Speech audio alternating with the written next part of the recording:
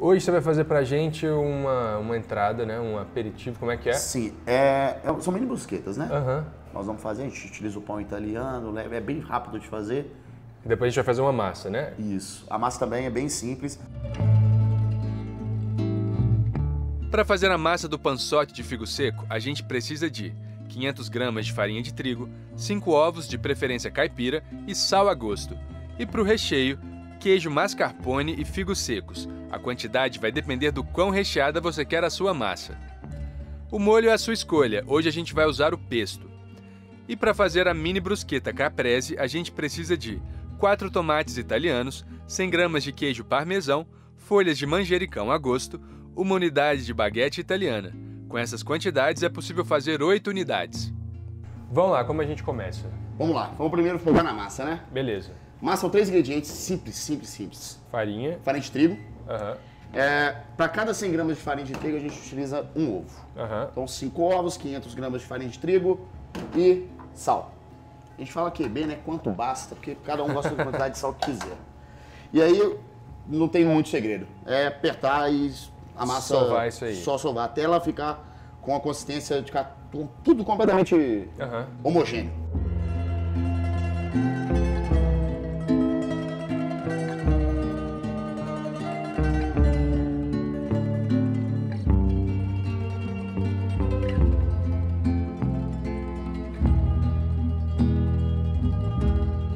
Então, agora chegou no ponto, né? Sim, está completamente homogêneo, já não está soltando nada, deixar sempre a Bancada enfarinhada. bancada, exato, para poder não grudar nada. Tá, Se a bancada tiver uma temperatura um pouquinho mais alta, não vai dar no ponto correto da massa. beleza.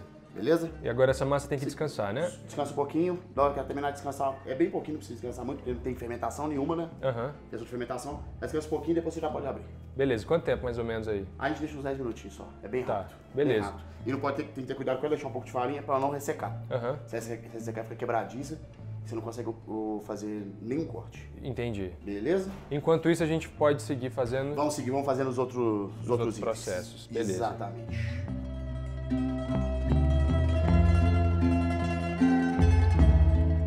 A gente precisa de fazer o recheio, né? Para essa massa. O recheio é o seguinte: a gente utiliza o figo seco, Uhum. ele é adocicado, né? Isso a gente acha no Mercado Central, né? Tranquilo, muito fácil. O pessoal chama figo seco turco. Tá. Dá pra você ver. Por dentro, né? Tá Aham. a questão do figo. Capim em volta, você corta ele em bem pequenininho, Aham. que ele é bem cremoso por dentro. Depois você corta ele bem pequenininho, você mistura com o queijo. Nós vamos utilizar o queijo mascarpone, Aham. que é aquele queijo cremoso, um pouquinho bege, bem tradicional italiano, que é utilizado até para fazer sobremesa. Sim. O pessoal utiliza para fazer sobremesa como o tiramisu.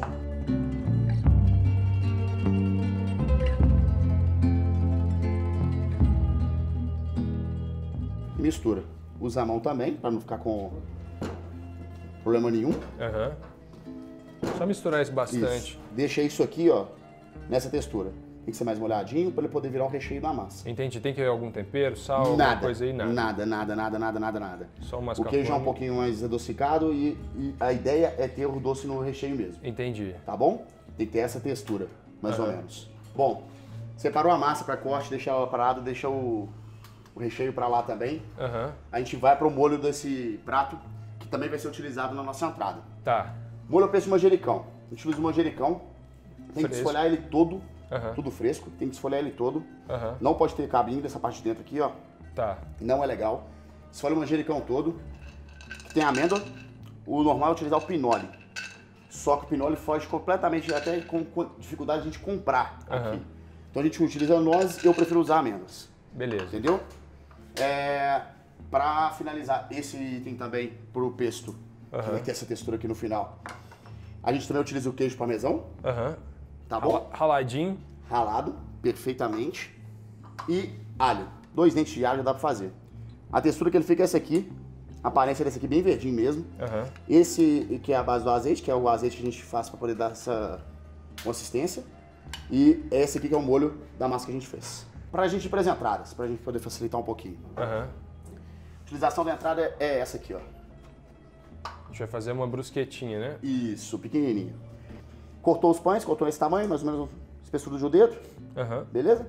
E aí tem um segredinho pra gente poder fazer isso. Antes da gente fazer o recheio e tudo mais, antes de levar isso aqui pra mesa, o ideal é passar esse pão com um pouquinho de azeite por cima e levar no forno. Sem recheio ainda? Sem recheio ainda. Leva ele um pouquinho no forno, ele vai ganhar um pouquinho mais de consistência, tá? Pra gente poder trabalhar. Tá vendo o azeite aqui em cima? A parte de dentro dela tá macia, tá úmida, mas a parte de fora tá bem firme, bem crocante. Essa base que você vai utilizar para poder montar a mini brusqueta. Bom, pra gente poder fazer a cobertura dela, tomate italiano, não tem segredo nenhum. Tomate italiano tem que ser cortado em cubos bem pequenos, a gente chama de jardineiro, né? E depois para cortar ele, a gente tem que pegar o tomate, depois que cortar, tem que retirar toda a parte dentro dele aqui. Ah, vai sem semente então? Sem semente, porque senão fica muito molhado. É verdade. Muito molhado.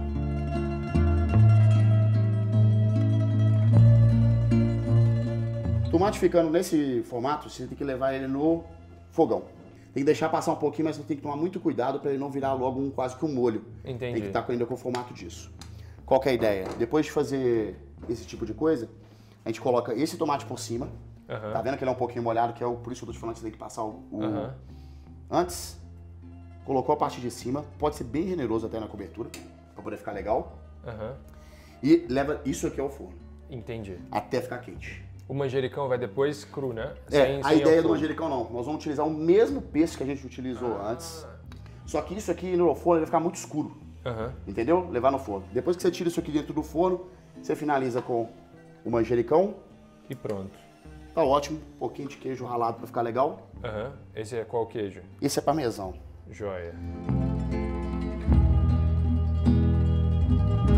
Agora a massa está descansada, a gente pode partir para esse ponto, tá de para boa? esse passo? Tranquilo. Bom, tirou a massa, pode tirar na mão mesmo. O ideal é pegar ela, já deixar ela um pouco no formato, né, mais fininha, para poder passar fácil no cilindro. No cilindro. Deixou desse tamanhozinho. Um pouquinho de farinha. Nunca deixe de colocar farinha para não ficar grudando tudo no cilindro, entendeu? Colocou aqui, girou. E vai trabalhando essa massa.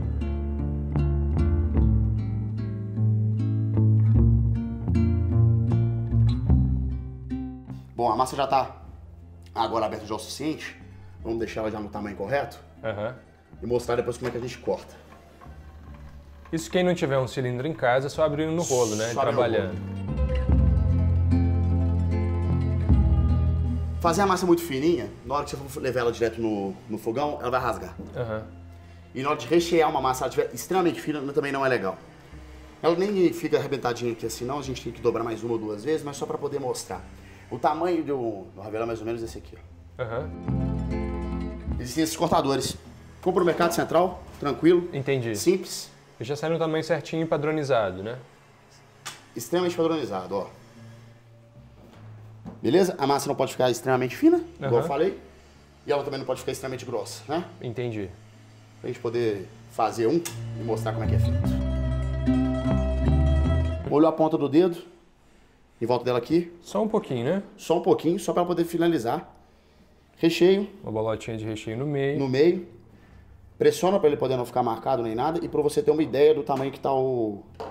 Seja generoso. O pessoal costuma não ser nada generoso nesse tipo de prato e não fica legal. Aí você fecha pressionando bem de leve para não deformar a massa por completa. A ponta.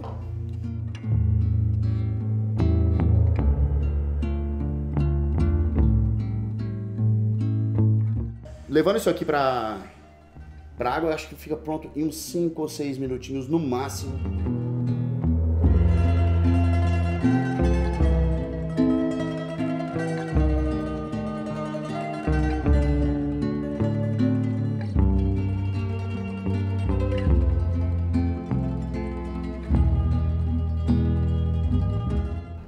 E é realmente como você disse. Mantém a crocância, né?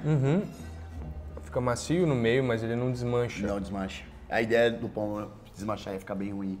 E olha que tanto o pesto quanto o tomate poderia deixar ele bem molinho, né? Aí dá aquela crocância. Nota você morder, já dá aquela crocância, já é legal. Aqui, essa aqui é a massa que a gente fez, Sim, a gente preparou, claro. recheada. Joga o pesto por cima. O Depois pesto a de massa gente leva cozida. ele um pouco no fogão. Tá. A gente deixa a massa, só que aí a gente coloca o pesto, antes do pesto começar, o azeite, né, começar a fritar, você já diminui o fogo, desliga e tampa. Então termina a cocção da massa No pesto. no pesto. Até para pegar um gosto mais legal e tudo mais. Aí recheio e recheio por dentro com o presunto parma para ficar legal também. O salgado do presunto ajuda demais.